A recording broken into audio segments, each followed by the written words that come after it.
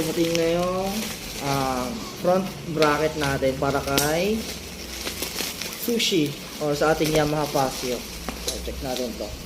Tingnan naman guys, sealed na sealed. So guys, ito siya.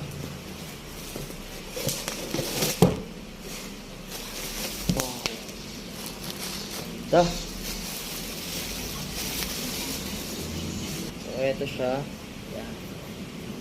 So tara, kabit natin. Para safe ko, consult tayo sa isang moto shop. Dito nga pala sa FA Moto. Malapit sa Cash and Carry. So let's go. Sa moto shop na to ay nakapokus